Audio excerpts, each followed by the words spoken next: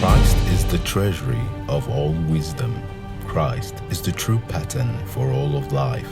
Christ is the tough ground for the believer's faith. We're not built up in wise living by hacking at the leaves of the problems in our diverse relationships at work, in marriage, parenting, and even in the church, but by taking deep roots in Christ. In the next few months, we will learn how to dig at the roots of our diverse relational problems and how to develop strong relationships with others by being firmly established in our relationship with Christ in our new sermon series titled Rooted and Built Up in Christ.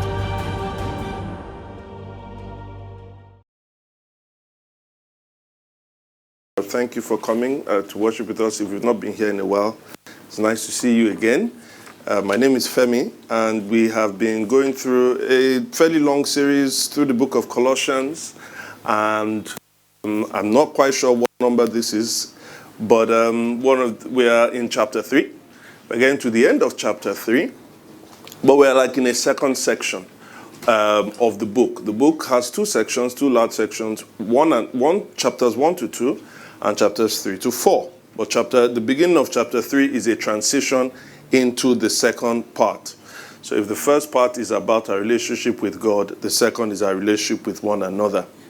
There's a writer who writes regularly a column in the New York Times. I'm a big fan of his. His name is David Brooks. Now, David Brooks writes that there are four fundamental relationships that we have. Four fundamental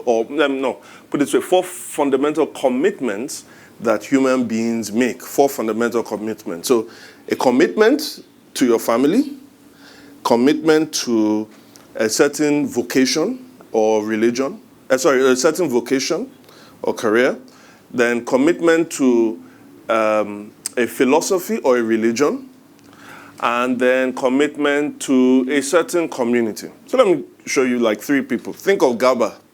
Gaba is a Muslim. He's married with 3 kids. He goes to the mosque weekly and enjoys time with family. He's also a tech journalist who is a devoted member of the Society of Engineering Writers. Right? Family, 3 kids. Religion or philosophy, Islam. Society, his community is Society of Engineers. And have I missed that one? Vocation. He's a tech journalist. Or Ngozi is single, but still lives with her parents. She doesn't practice any organized religion, but has strong based on certain philosophical beliefs. She's been attending a weekly female reading club for 9 years and a devoted member of the LGBTQ community and also a human rights lawyer. You see it again, right? She doesn't believe any organized religion, but she believes certain philosophical things. She lives with her parents, so she doesn't have her own, she hasn't started her own family, but she's still committed to her parents. In terms of her work, she's a human rights lawyer. In terms of her community, she has a reading club that she goes to, and she's a member of the LGBTQ community. And then final one is Atonda. Atonda is a consultant medical doctor, married with 2 grown kids. He attends church once a month to align his moral center, but is a committed member and leader of the main opposition party, state chapter. He meets there with them twice or 3 times a week. Now, you see these examples, you can flip it and you can look at your own life and think about what is my own vocation, what's my family, my belief, and also what community do I belong to. But one of the things that he points out is, as you see those things, we all in some way separate them. Like, this is this plays this part in my role, that plays this part in my role, that plays. So all 4, they're almost like on a straight horizontal line. I go to this one, I devote to this one, I devote to this one, and I devote to that one. But actually, when you read Paul here, he has a different view. You know, the funny thing is that the book of Colossians actually covers all 4 of these, right? And we have been looking at that. If you start from 5 in chapter 3, and you go to 1 in chapter 4, you see all of them, right? So the first, Emmanuel and Dami treated for us a new family. And by that, they were talking about a community. And you see that from verses 5 here in chapter 3 all the way to verse 17 or something like that. Yeah, verse 17. Right? A new family, a community of people. And then you start to talk about family itself. And we treated marriage the other time, and now we're treating parenting. And then it talks about vocation as well. That's what we'll treat from next week. But what about the place of faith? Well, if you notice, the place of faith is what happens in verses 1 to 4 that Owade read. And the faith is actually focused on the fact that Christ is died, Christ is risen, Christ is Lord, Christ will return. That is what we will say the gospel. Paul is saying for Christians, that is the faith. However, the faith is not just side by side with your vocation and your family. The fact that Christ is Lord in heaven above means that the faith is going to be the center, the controlling center of all the other three. The faith isn't just one piece of the commitments that you make. It is the main commitment that you make that then controls all other commitments. That is why you will see, in the first 4 verses, it talks about Jesus Christ being the risen Lord. And so in all the other three parts that we're talking about, you see this word Lord coming over and over again. When it's talking about community, Lord appears twice. When it's talking about family, Lord appears twice. When it's talking about vocation, Lord or Master appears 5 times. Because Jesus, if he is Lord, has to be Lord over all our commitments. Some people used to say before, if he is not Lord of all, he is not Lord at all. So this is how we're meant to think about our parenting and even how to be kids. It must be thought from a gospel and heavenly perspective. So last time we looked at the Bible's broader view of parenting. But this week, in the title, Don't Waste Your Parenting, Part 2, we want to consider now the complex interrelationship between parents and children. I should quickly say something. If you look at verse 20, it says, children, obey your parents. But then if you look at verse 21, it says, fathers, do not embitter your children. And you're thinking, is verse 21 only to fathers? So moms, when it comes to that part, you can just keep quiet. No. Really, what used to happen in those ancient times, the ancient family relationships, the father had more of a prime role in actually bringing up the children. The mom, it was a very patriarchal society, so the moms were put in the back corner. But the Greek word that is used there for fathers, if you look at Hebrews 11 verse 23, when it talks about Moses' parents, it said by faith Moses' parents hid him for 3 months. That word parents there is the same word that's used for father, so it can extend. So when we are looking at this word, or we're looking at this passage, we are going to also extend it, because I know we do still live in some kind of a patriarchal society, but at least here in Lagos, we're a little bit more modern. Mothers also, thankfully, have their own role in parenting as well. So we're going to look at it more from the parenting perspective. All right. So to look at this, we're going to look at it in 2 different, three subsections. So Femi was like 2. What has happened? No, 3. 1, embittered parenting. 2, disciplined parenting. And 3, eternal parenting. Embittered parenting, disciplined parenting, and eternal parenting. So let's start with the first one, embittered parenting. Now look at that passage again. It still strikes me, I hope it strikes you as, the brevity of Paul's commands. Children, obey your parents in everything, for this pleases the Lord. Fathers, do not embitter your children, or they will become discouraged. Simple, finish, let's go to the next thing. And as I've said, and I'll keep saying, you have to zoom out, not just stay on those. You have to zoom out to understand the profundity of the brevity of these instructions. And let me explain some of it about when we say we are zooming out. What makes this passage make sense.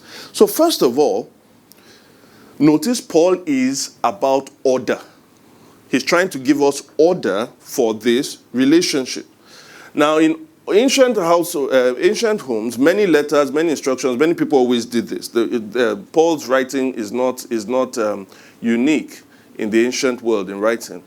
But what is unique is that in most ancient other letters, they only address the parents, or they only address the fathers. The children were the least of the households. Who cared about the children? Why should they be instructed about anything? I mean, they are children. Children should be children. They should be seen and not heard. But Paul's own letter is strikingly different and unique because it also addresses the children as responsible people. Secondly, and by children we mean children under the authority of the household. Secondly, though, like in marriage, this ordering takes into consideration that it's a relationship between two people that sin has uniquely corrupted. Now, I don't know if you've not gone along with us, but what we're saying is if you follow the Bible storyline, God created man and woman. His creation, he created them good. Good, they were wonderful. But then they rebelled against God. They rebelled against God's commandments because they wanted to be God. And that brought in what we call sin. Now, sin corrupted every single human being. And even after that, those two, when they conceived, you now brought this new complex thing that went on. When God created, he said, let's create mankind in our image. Okay. So when sin came in, did that stop us from being created in his image? No. Every human being that is born in the image of God. But now this brought another thing. Every human being that is born into sin. So on the one hand, we are born in the image of God, but on the other hand, we are born into sin. That is, there is something rebellious about us that is right there fundamentally. Now think about it in this relationship between parents and children. What it's saying is that both of them have been corrupted by sin, but they will then be corrupted by sin uniquely, and this will express itself in their relationship with one another. So let's think about the children, for instance. You know how children come and we find them, they come out, we find them cute. You understand? And most times, as we're carrying them, we think they also find us cute. No, they don't. You see, that only works out in one direction. And then sometimes we see them, they come, they want to hug us, and we think, they really, really like me. Or you tell them, you tell them to do what you say. And you think they're just obeying you, especially when they're very, very little, because they find you scary. No. The reason they hug you and the reason they do those things that you tell them to do, you know why? It's because of what they can get from you. The children are, we talk about use and dump. Children are number one when it comes to using and dump. As in, I have a niece, right? The funny thing about this niece is she's the only female granddaughter that my parents have.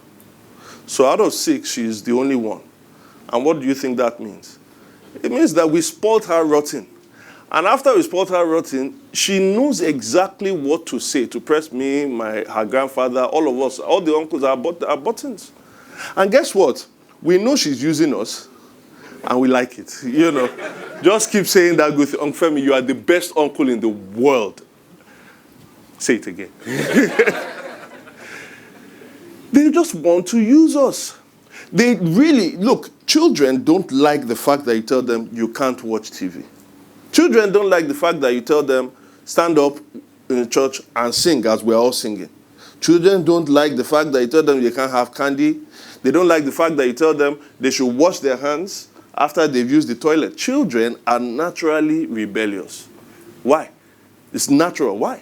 Because sin has corrupted them. And maybe I can talk to some of the kids that are here. That is, and when I mean kids, it's of different ages. But those of you who live under your parents' authority, you feel that maybe sometimes, when they call you, Tolu, Tolu, Tolu, and then you answer the 4th time. And your parents say, did you hear me all the time I was calling you? You said, I didn't hear, I just heard. Your parents know you're lying. Do you know why your parents know they are lying? You know why? Because they did it themselves. Right? They also did that. I remember those days, when they call you, that's when you start going away. You do like you didn't hear. But the truth is that they still remember that yesterday they called you from the same spot, you are in the same place, you answered immediately. How do you think they won't hear you? Now, some of you think that I'm refusing to obey my parents or because my parents are mean. Because my parents are mean and they don't want me to do what I want to do. And I should do what I want to do. But consider that part of the reason you do what you want to do is not so much that you don't want your parents to control you. But the Bible says that it's not that you are free, but something else is controlling you. You're not as free as you think. It's sin that is controlling you to want to rebel against your parents. And what about for us parents?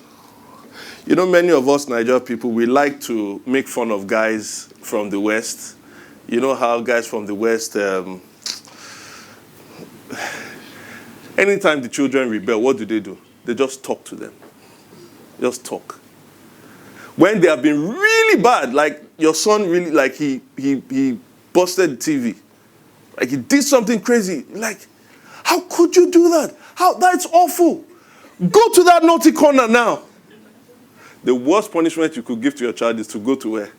The naughty corner. What makes the corner naughty? I've often wondered.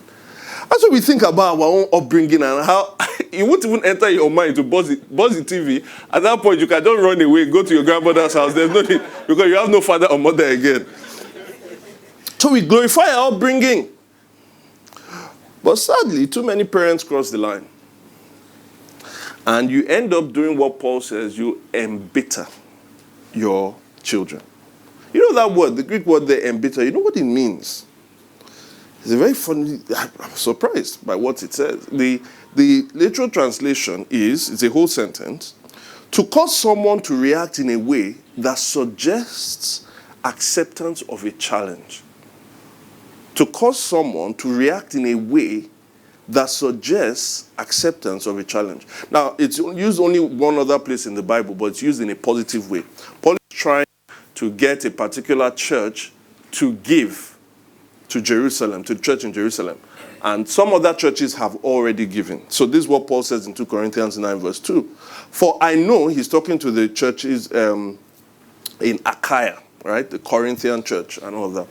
He says, for I know your eagerness to help, and I have been boasting about it to the Macedonians, that's another church, telling them that since last year, you in Achaia were ready to give.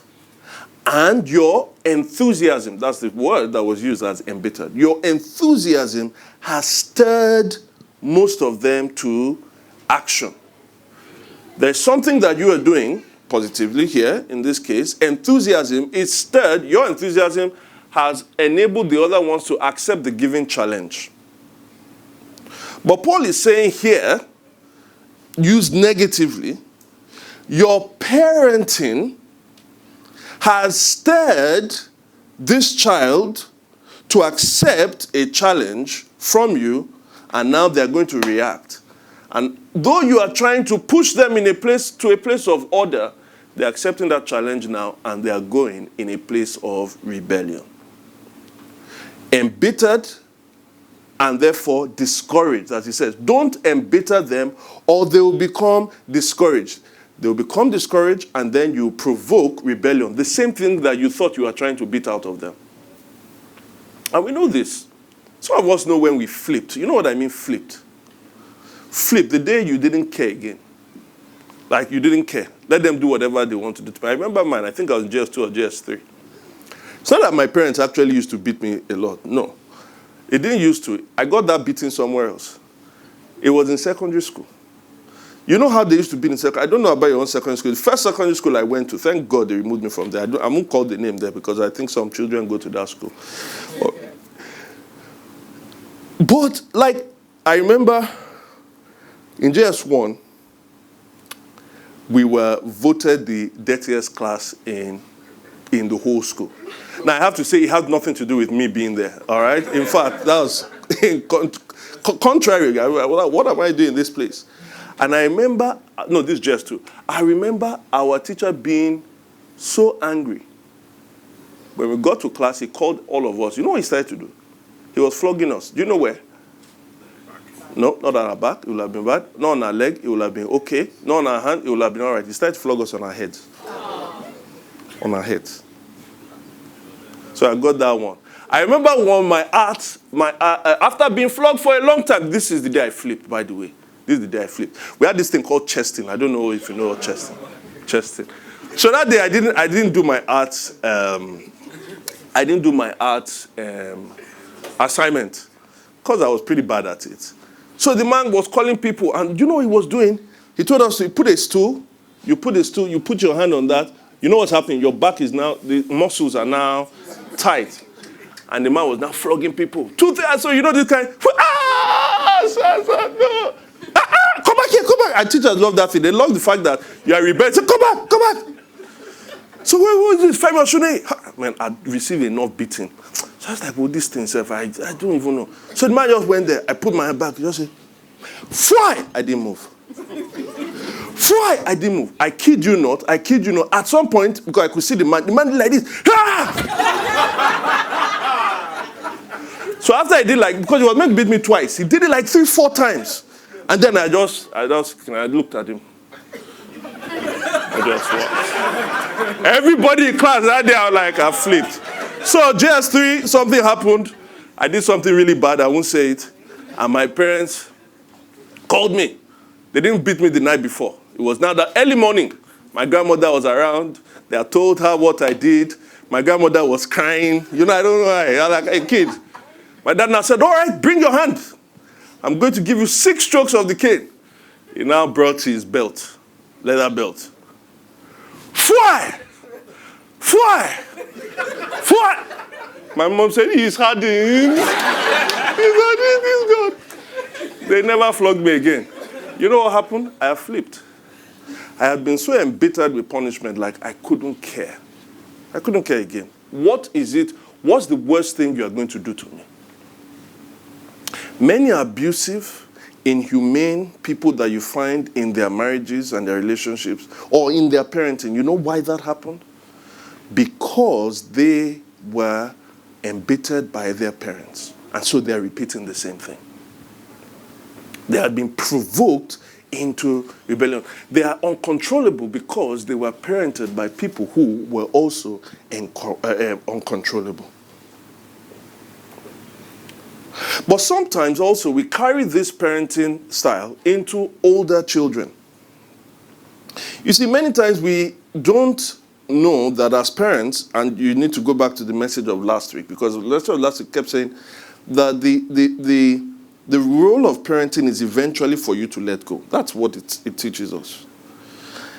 Now, the instruction here to obey, right, it's a fluid instruction that children should obey, because really, if you follow the Bible's view of parenting, the obedience itself starts to move from obedience to just honor itself, right? From obedience to honor. In other words, the parents must move from being instructors to counselors as you start to move. But some parents actually forget that. They think that they are always going to be instructors to their children, even when they are 23, 24. Some parents continue to want to control the children's lives. If you don't come to church, you know what these people will be saying about me. My children are not. This child is 26. The child still cannot choose what church they should go to, because you want them to be in the same place with you so that the people in the church will say that you are a good parent. And in that kind of situation, let me even center on it a little bit. I've heard many grown-up kids say, I don't like going to that place.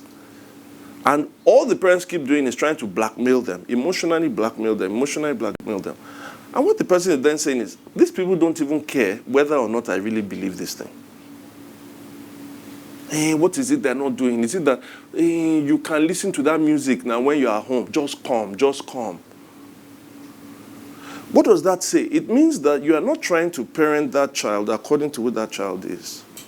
You are not trying to understand, do they really think about this? Do they really believe it? You are parenting for your own reputation. Or for some people, when your child asks you for advice. Your grown child asks you, or your 18-year-old child asks you for advice. The invitation to advice, the invitation to counsel is misunderstood as an invitation to control. They ask you for advice. You say, why? They say, it's because of something. Tell me a little bit more. And then it's because of this. And then you don't ever want to stop. So you give them the advice. The next day you ask them whether they've taken your advice. It's advice. It's not your instruction. They say they are thinking about you. You say, what are you still thinking about? I explained it very clearly. I really think you should do it. Okay, mommy, I've heard you. 2 days after, I don't think you've done it. Have you done it? You see, you are now trying to control.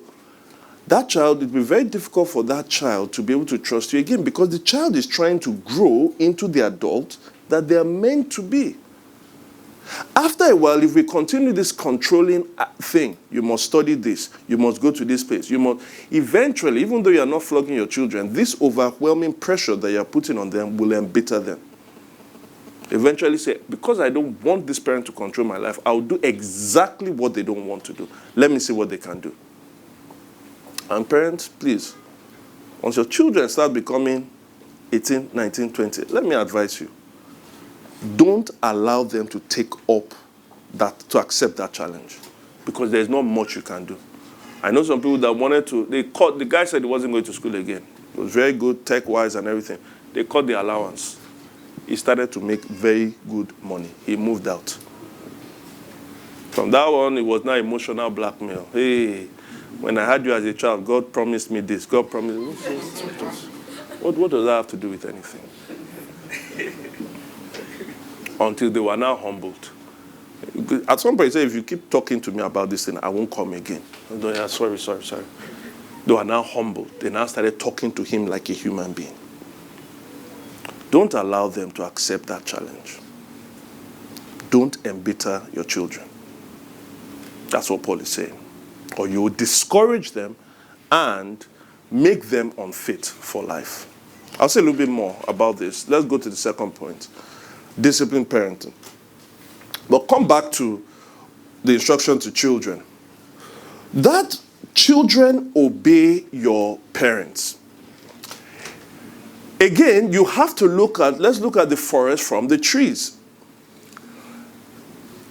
We understand, most of us here who are on our own now, we understand that the journey of life involves navigating through different authority structures. Different authority structures when we go through life. And by that I mean, for instance, take school. You have pupils, but then you have what? Teachers. Or take society. We have citizens, but then we also have what? Government. Church, we have members or congregants, but we also have pastors. World, we have creatures, but we also have God. That is, there is a structure built into how human beings can work together and flourish that depends on authority. Where are children to learn that from first? So it's not first and foremost about even whether they do exactly what you tell them to do. There is that dynamic. Do this thing because it's good for you. Do this thing because it's good for you. But there's another dynamic at play. That this world depends on this kind of relationship. If you don't learn it here, you would be very unfit to face the world. In other words, Paul is saying that authority matters. Don't get me wrong. There is a place to challenge authority. Like if our governments are not doing the things they promise to do or the things that we feel are right, there is a place to challenge authority. But the first thing you have to learn is that there is such a thing as authority before you can even challenge it. And so what Paul is pointing to here is that children who first learn by imitation and who are first learning through their parents, they have to learn that authority matters. Now again, as children start growing and maturing, some of this obedience is attached with conditions. Christian children should obey in the Lord, as it says. It pleases the Lord. They should obey in the Lord. So you always, when we're growing up, there was always this example, what would you do if you're a 16-year-old and your father says, go and buy cigarettes for him? You know, I don't know. If you remember that, all right. I'm not even going to tackle that now. Q&A. So it has to be in the Lord. However, from the very beginning, we must build an understanding of authority in them. Now, this issue of learning authority, what the place of authority and our parenting, it usually brings up two kinds of parents. Right? One you can call the embittered parent that we started to talk about. And the second you can call the enabling parent. The embittered parent is always focused on obedience to us. The other one is focused on liking us. Let me explain. All right, let's put up the slide. Let's give some examples. The embittered parenting, they abuse authority to get obedience and submission. I should add also an affirmation of the society. Right? Affirmation of society, so that people say, look at their children. They always sit down. They're always behaving themselves in church. Not like Mr. and Mrs. whatever child that is always going from up and down, coming on the stage. So they like it. Whereas enabling parents, they ignore authority to get the approval of an affirmation of their children. No, we talk. My child and I, we talk. That's what we do. We are best friends. But the issue with best friends, the relationship between best friends, I have best friends. I don't tell my best friends. I don't tell Yemi, now Yemi, obey me. Say what? I'm not saying that dynamic of friendship with your children cannot work. It should be there. So it's not an either or. But I'm saying that if you remove authority there, if you ignore it, that's creating a problem. And most people do that because they cannot stand their children to, not like them. And I'll show you another. All right, second. The embittered parents, they punish without explanation. Enabling parents explain without punishment. Embittered parents, why did you do that? Who did that? Is it you? Vroom! Why are you beating me? I'm not sure. Boom! You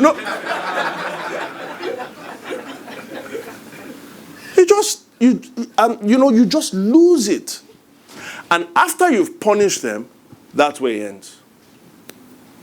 Until you see them the next day. You're not trying to explain to them, this is why you deserve this kind of punishment. And so that child doesn't hear that mom and dad are trying to punish me so that I can know how bad this thing is. They just don't like me. Whereas with the enabling parents, it doesn't matter what you did. You stole the meat. You ate meat that you shouldn't have eaten. Daddy doesn't like it. It's not good. All right? That's fine. Okay. You are kissing that girl. God doesn't like it. That's fine. You slapped your teacher. I don't think your teacher would like it.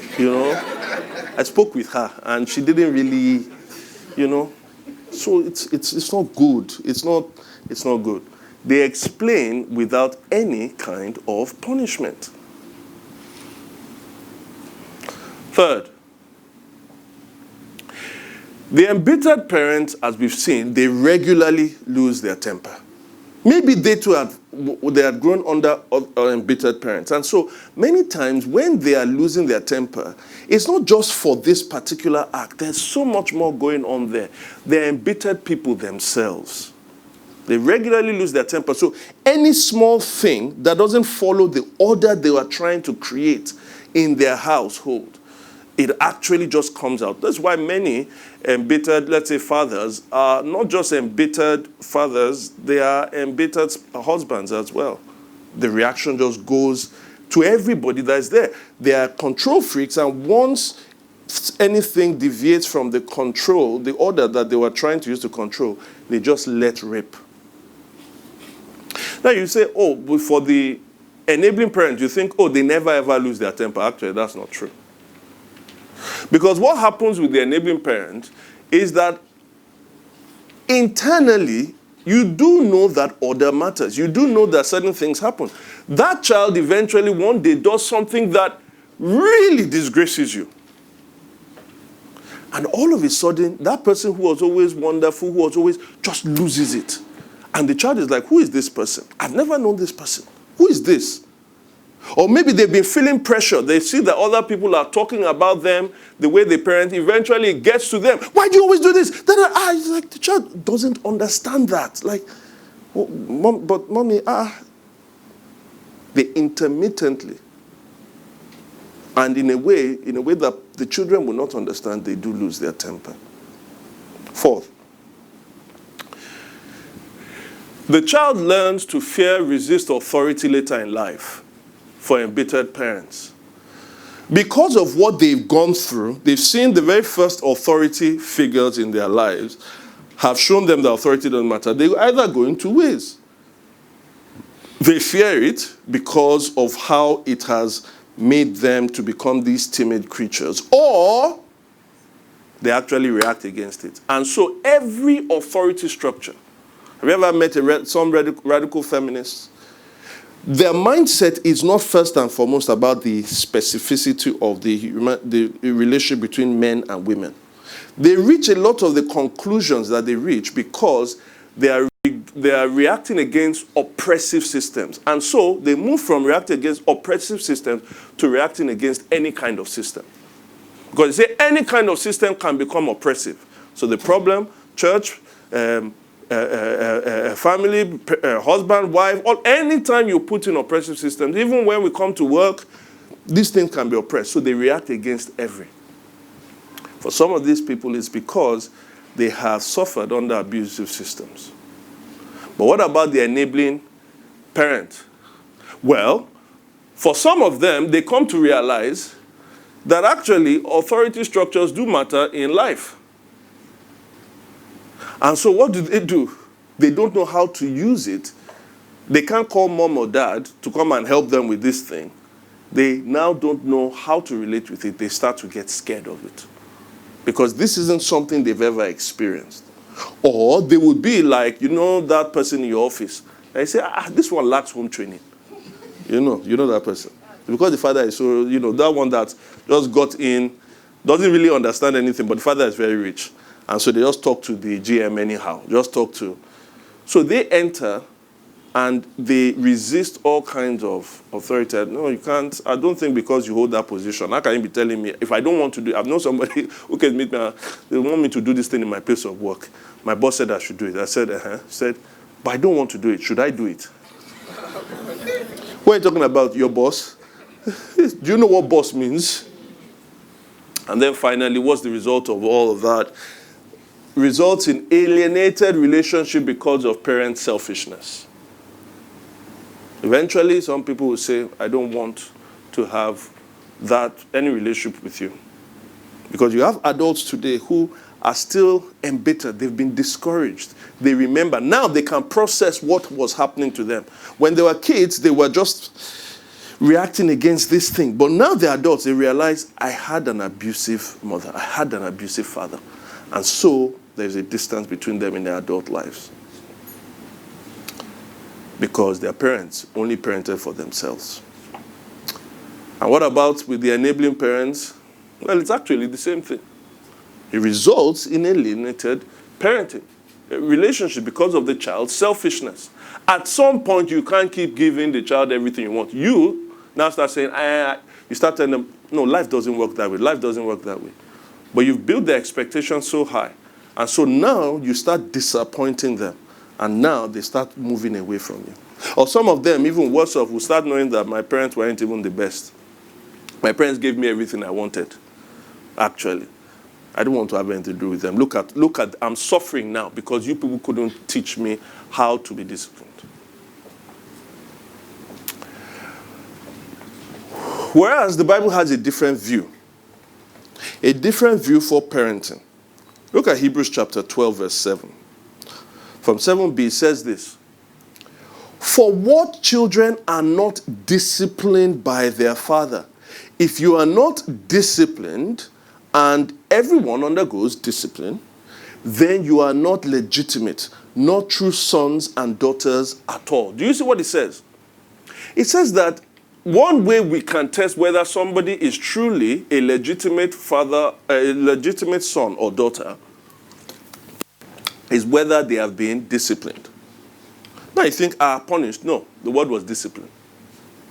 Discipline doesn't necessarily always mean punishment. In fact, you know a familiar word that is very close to discipline. Disciple. Discipline. That is, what we are called to do is to disciple our children. That is the kind of parenting that we're called. It is a parenting that reflects what is the best kind of father or best kind of mother. If the wrong use of our authority embitters, discourages, and provokes our children to rebellion and ultimately leads to alienation, what do you think this right use of authority in discipline does? Well, let's look at the table. When it comes to authority, with embittered parents, they abuse authority. Enabling parents, they ignore authority. Disciplined parents appropriate authority. That is, they use it well to do what? To train and develop the child. They use it well to train, and that is, they know that this child is going to eventually leave, and I am there to prepare this child. So this authority that I'm giving is a tool. Is a tool to prepare the child, not to embitter the child or to enable the child, but to develop the child. Second, it's not that they punish without explanation or explain without punishment. They punish with explanation. So there is a component, please hear, there is a component of discipleship that is called punishment. Punishment is really important because it teaches people, it brings an impact. How do I say it? Communicating what is right and wrong is in a way that impacts them. That is, you can keep saying this thing is right, this thing is wrong, this thing is right, this thing is wrong. They don't really understand. You are training the ear. So when the Bible says spare the rod and spoil the child, right? It's saying if you withdraw punishment, punitive actions, and I'm not particularly defining any here, but if you withdraw it altogether, understanding right and wrong, understanding wisdom and foolishness will not really be understood by that child. They will not receive it. It will come through this ear and it will go through that ear. Sometimes they need to have the impact. After my parents realized that flogging doesn't work, you know what they did? They had organized, it was going to be my first time to travel abroad. First time. I was I think I was, it was that JS2-ish, or maybe 3. So I came home with a bad result. Now, you understand, you guys understand this thing. I don't know about you, but in my own school, to travel abroad, you are going for holiday. So your guy had already been announcing to people because I'd gone, collected visa, it was there, So I said, yeah, what are you doing this summer? I'll start asking people. You start asking, what are you doing this holiday? They say, we are going to my grandmother's house and in Benin. Are you serious? Wow, okay. It's good that all of us are going somewhere. Where are you going? Oh, thankful that you asked. Yeah, you asked because you asked. Yeah, I'm just going for halls. Just going for halls. I told them, I had milked the thing, I got to my result. I showed them, they didn't say anything. Later, they just told me, you are not traveling. I thought it was play. That kind of thing. They have to tell you so that you really feel bad, you beg, and then So they're not, we hardly talked about it. So I knew I was waiting. The time was coming. They've not given me my bag to pack. They are joking. They're waiting for the last, until the day came. They didn't tell me to go and pack. I know why. They want to buy me new clothes there. So they will. I didn't believe it until I saw them drive away. I was like, they should have flogged me I don't even care, 48 times. Yeah, so I know you want to know the end of the story. I actually had chicken pox. So when I got back to school, but they bought me things. When I got back to school, I said, I couldn't travel again. Why? Chicken pox. It still is the worst. I showed Tosin that visa on my oldest passport. I still see it. The thing still pains me. I felt the impact. I didn't go home with a bad result again. I felt the impact. You have to, though, tie it to the reason why you are punishing them. Explain. Don't just throw a fit. Explain why this will not work out good for them. Explain why I forgave you the last time and this other time. This time I'm not going to let you go. It's not that I'm not saying they will like it, though they will start to understand. All right, let's keep moving. They are usually even-tempered because you are trying to disciple. Disciple implies control. It implies control. If you are discipling properly, you are under control. Fourth, the child learns to flourish under authority and allows others to flourish under their own authority. That is, when the child is now in the world, they now understand these authority structures. You see that in the Bible with one guy that went to meet Jesus who had a sick servant. That man is an amazing man. See, Jesus said, should I come to your house and come and heal him? The man said, just send the word. And why did he understand that? He says, for I myself am a man under authority with soldiers under me. That is, he was under authority and he had people under his own authority. And he was flourishing in that, and that understanding in the social relationships of the world gave him an understanding into the spiritual understanding of faith. Jesus said, I have not seen faith like this. And then finally, I should say this. Some of the people that you see that are terrible bosses, that are terrible and bitter, that just shout, I'm telling you, some of those people were not parented well.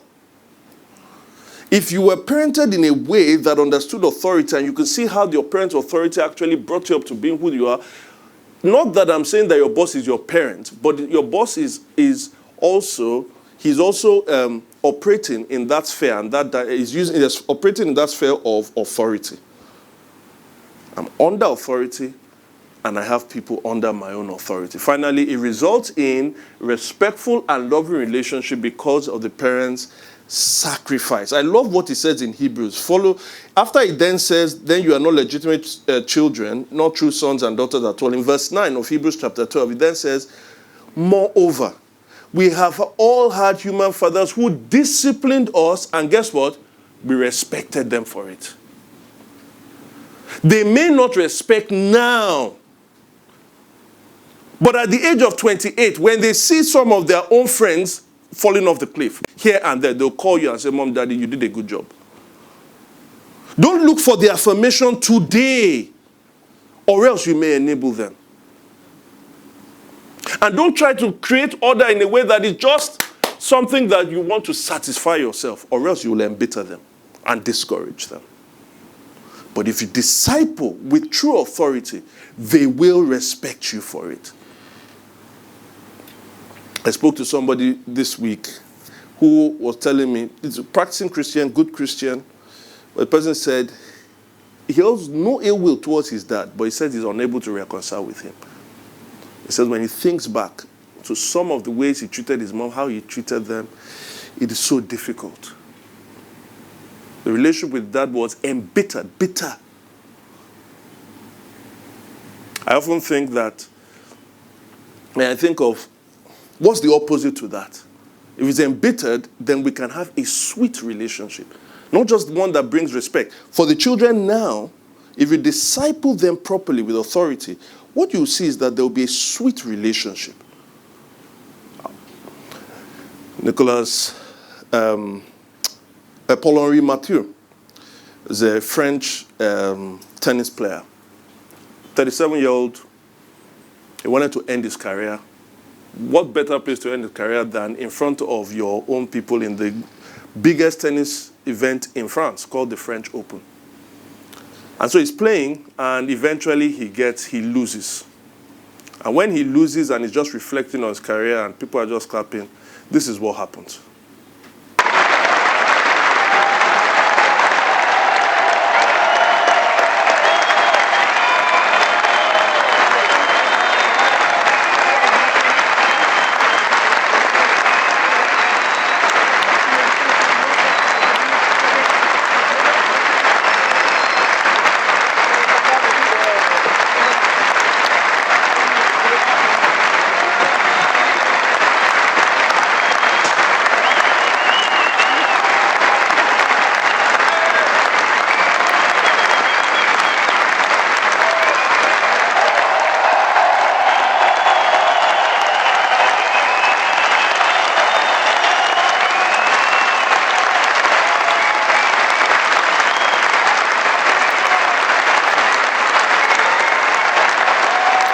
his 7-year-old son.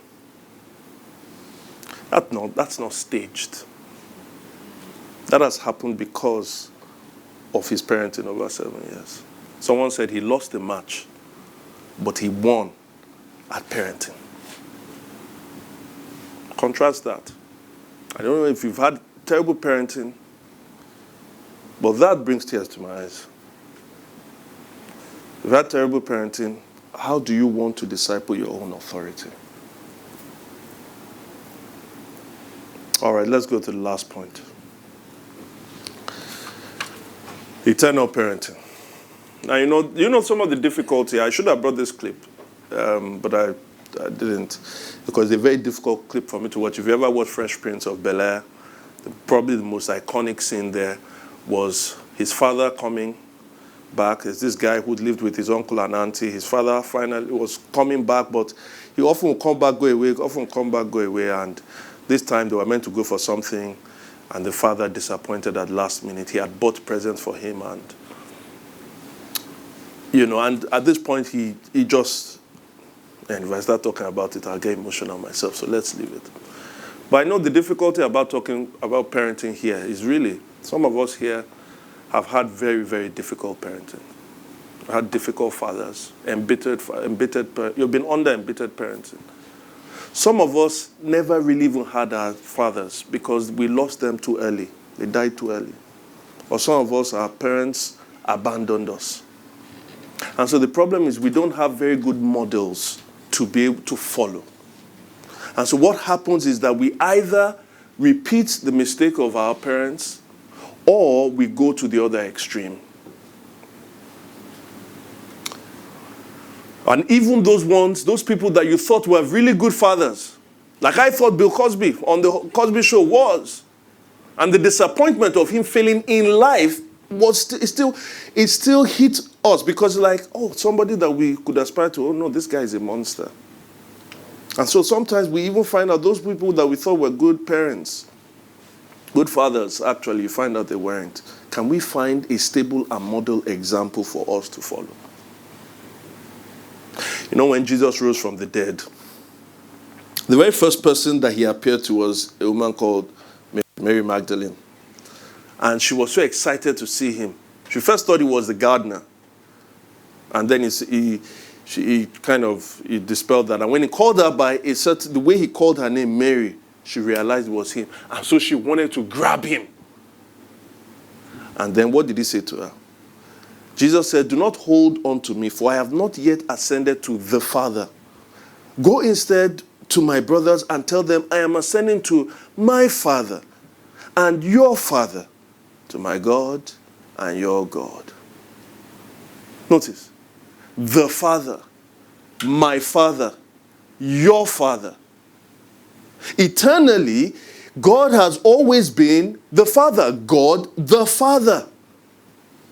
But when Christ came, for the first time, people never understood that God could be a father to someone, because Christ was the Son, God the Son, who had always been eternally God the Son, but now as a human being, after the seed of David, he was now the Son of God. But that was an exclusive relationship. He was the Son of God, and God was his Father. To others, he was God, the mighty God, the one who punishes his enemies, who does mighty great works, but he's his Father. And then Jesus died, and Jesus rose again from the dead. And then the disciples understood what he said to them. When you pray, pray this way: Our Father. Because Jesus, in the person of Jesus, is saying God, the true Father, can be your Father. If you've had terrible parents, you still have hope. Because if you come to God through Jesus, you can know the one who is meant to be the model father for all of us. He can be your father. Listen to me. Your story and your life does not have to be defined by an abusive father, a father that was gone too soon, or a father that was never there for you. You have the choice to make. Which father is going to determine who I am? A father that was meant to be there temporarily, or a father that can be there eternally? Who will you choose? Why not come to him through Jesus Christ? And for those of us who are parenting now, why not think about the gospel? You see, many times we think about the gospel, Christ and his bride. That's the picture. Do we think about the gospel as God and his eternal children? Are we parenting and discipling? Are we treating our children so that they can like us, so that they can obey us? Or are we discipling their hearts? In Hebrews, it finally finishes with this. How much more should we submit to the Father of spirits and live? They disciplined us for a little while as they thought best, our earthly fathers. But God disciplines us for our good in order that we may share in his holiness. No discipline seems pleasant at the time, but painful. Later on, however, it produces a harvest of righteousness and peace for those who have been trained by it. That's how God is disciplining us so that he can live with us eternally. Is this how you are discipling? Let's look to him and follow after him. Let us bow our heads in prayer.